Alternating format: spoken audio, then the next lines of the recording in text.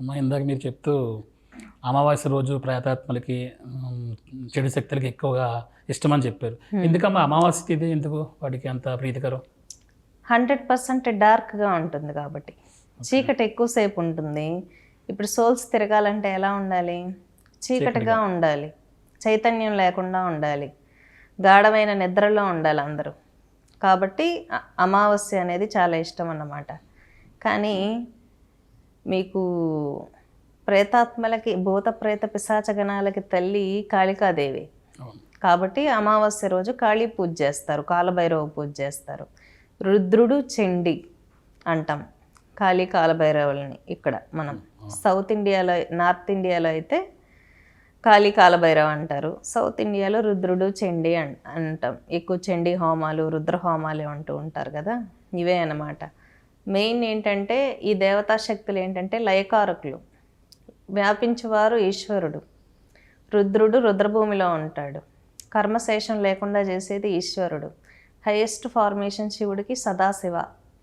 కాబట్టి ఏంటంటే రుద్రుడు ఈశ్వర స్వరూపంలో వీటినన్నిటిని కంట్రోల్ చేస్తూ ఉంటారు. ఇప్పుడు ఒక మనిషి చనిపోయిన తర్వాత అందరితో వెంటనే శరీరంలో ఉన్న ప్రాణం బయటికి వెళ్తానే రిలేషన్షిప్స్ కట్ అయిపోతాయి.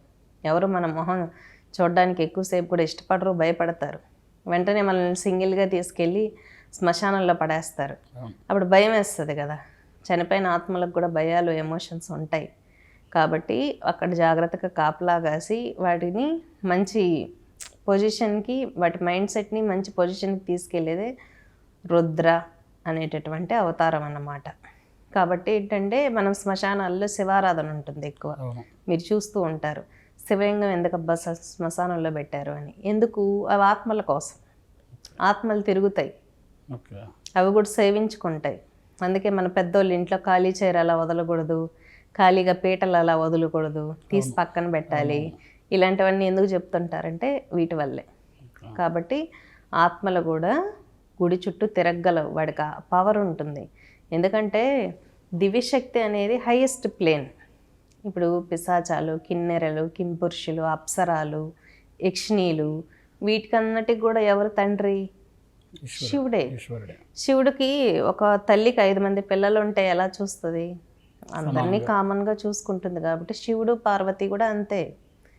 అవి భూతాలైనా, ప్రేతాలైనా, పిశాచాలైనా పిల్లల్లాగే చూస్తారు వాళ్ళు కూడా.